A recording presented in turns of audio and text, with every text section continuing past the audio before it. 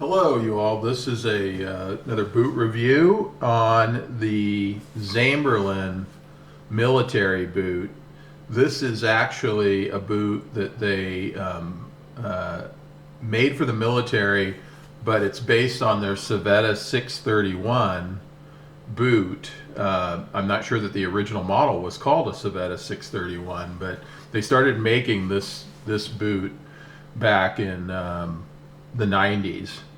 These boots, believe it or not, are over 10 years old. These are, and they haven't been worn extensively, but I wear them quite often now. One thing that did happen to them is the rand right here did pull away on both sides and on both boots, but I just glued this down with E6000 adhesive, which you can buy on Amazon for like $6 or $8 per tube of it, and just you let them sit for a couple of days because it takes a while. This is kind of rubbery. You could scrape it off if it gets on the leather. It can stain the leather a little bit. If you see, like right there, it stains slightly from the E6000. But when I treat these again with the wax and snow seal or whatever. Snow seal is probably not the best choice for these because I put it right here on the tongue and it actually did darken the boot significantly.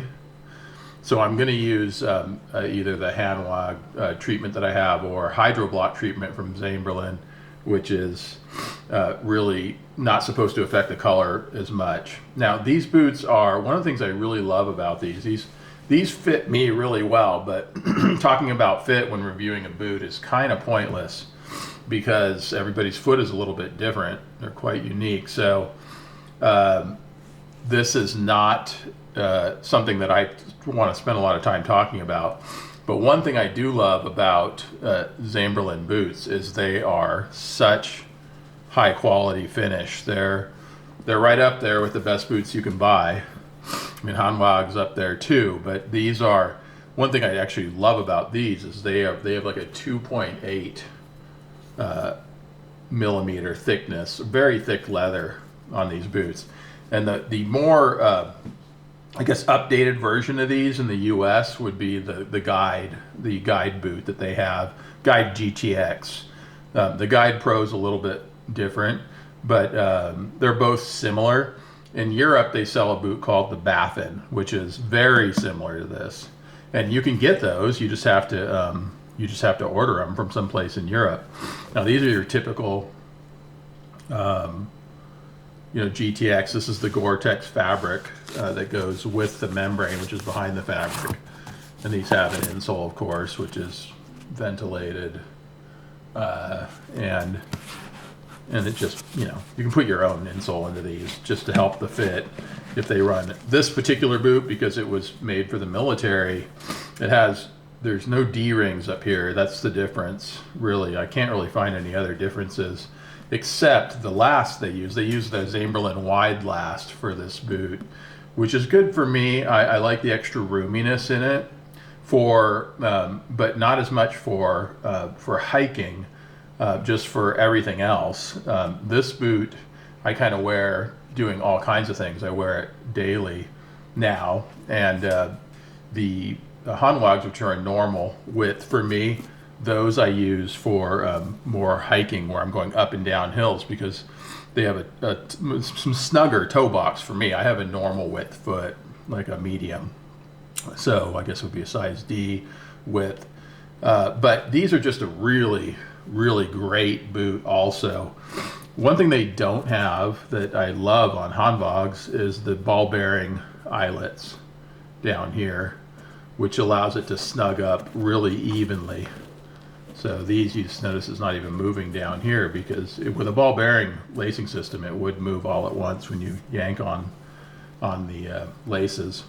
But the sole on these is not the best. They don't even make this anymore. It's called a Bafida, this sole. And when these do wear out, I'll wear them out because I put a lot of miles on them. And these I'll wear on pavement and stuff to save my Tatra 2s, the Hanwags, because those have a just an awesome sole for grip. It's a proprietary to Hanwag's. And when I get these resoled, I'm going to get something similar to the sole on those, because it's one of the things I like the most about those boots. Super grippy sole. But this is really a great, especially if you find some of these used, I would snap them up, because they are super high quality, and it's a very very well built boot, and a beautiful finish. The leather for Zamberlan's comes from Tuscany, and they do a Hydrobloc treatment on it. It's a no-buck full grain. So what that means really is they sand off the top layer of the leather, and it makes it more porous, makes it slightly lighter. And what that means is that you should treat these every season, probably, depending on how much you're in the water, with some sort of a water sealing with beeswax in it. And if you don't want the color to darken, one of the things I like the most about these boots is the color. It looks like a veg tan leather almost, not quite that light, but anyways, it's just a really cool color, so I don't really want to mess it up. These I actually tested, and they are still waterproof unless you get up into these seams, and that's why I put the snow seal up here.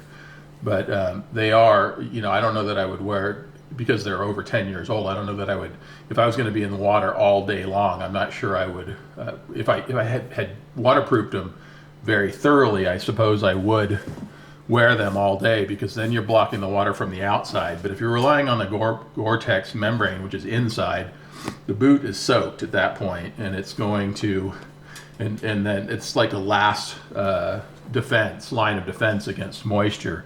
You don't want to do that, though. You want to keep your foot completely dry if possible, and that means you treat the outside of the no-buck leather, and that will keep the water out, and that's what you want. But if I got caught in a surprise rainy day outside all day, I would rather have a newer boot with a newer Gore-Tex membrane, because Gore-Tex does fail after several years. So even if you buy it, you want to make sure that you treat the outside of your boots before rainy season. What else about these? I mentioned this is 2.8. So this leather is just really rugged. It's more rugged than the Hanwag's, and I really love the leather that they use. It's very hard to score this or mark this leather at all.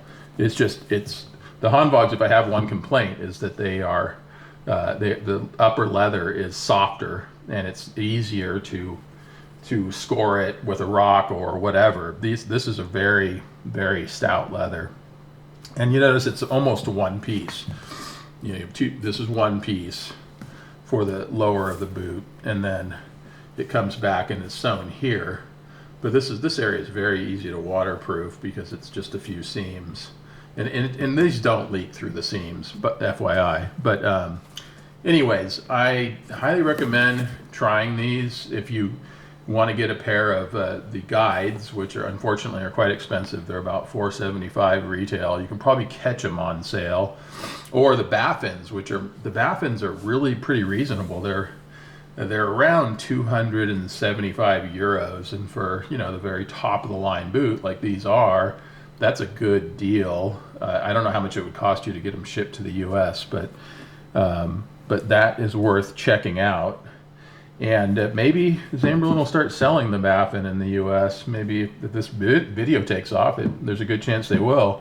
I have emailed them because I wanted to get some more information on this boot, and they just said it was a Civetta boot. They didn't want to expand on the military version, but this one actually is their military version of the boot, and it is slightly different. It's a very flexible boot too. This is like a 1 on the scale. It's not quite as flexible as like a trail runner or a trail shoe, tennis shoe, but it is very flexible. Now that's partially due to this Bafida sole. This is a cup sole, which it is resolable, but this is a cup, and they glue it on. This is resolable, although they have to strip this off, and then they kind of sand it down and glue the new sole on. And I probably will put a stiffer sole on it, when I resold these. There's a lot of ground feel with this particular model. I was wondering if that was the difference between this and the regular, civilian issue Civetta, but I never did get answers on that. But overall, Zamberlan is a top quality boot. They make a series of hunting boots. They make all kinds of hiking boots. They make super stiff boots that take crampons that have the attachment points at the front and rear. And of course, on these you can do strap-on crampons if you want to. But if you're going up and do a lot of snow and ice, you're probably gonna get a taller boot. I don't do a lot of that, so I like a lower boot because it gives me the ankle protection I need, but it doesn't restrict the lower part of my leg, and it's much more comfortable for me because I have like thick legs, and these can really, a tall boot is kind of uncomfortable for me to wear, so I don't wear it unless I really need it.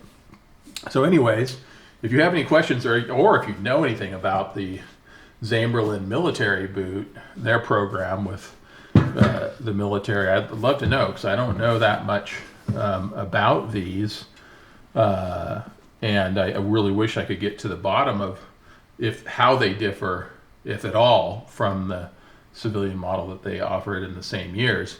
But once again, they don't make these anymore. They started making them back in the 90s, and they continued through at least 2010. And these are 10 years old, which is hard to believe because of the condition, but they are worth checking out if you come across some. And once again, the other models that you can buy today that are very similar, they're full leather, which is going to take a little bit longer to break in than like the Hanvogs, because Hanvogs have cuts in here where they've put in calf skin to give it more give through the ankle. The full leather is going to last longer. The upper take more abuse, but it takes a little bit longer to break in than something that has the cuts in this area to let your ankle move around. And you'll notice the newer Zamberlans also do that. They have like a teardrop cut that allows the boot to flex. And I'm sure that's why they've kind of moved away from a continuous leather piece through, above about here on the boot, because it gives more flexibility through the ankle. But anyways, I think these are really cool looking boots, and they are very comfortable, and I definitely recommend them if you come across some, on the used market or whatever. So that's a good bargain choice. There is some on eBay. Other used gear services probably have some, and I wouldn't be surprised if you can find some. And you can also search the guide and the Baffin if you want the same. You'll just look for the cut of the leather.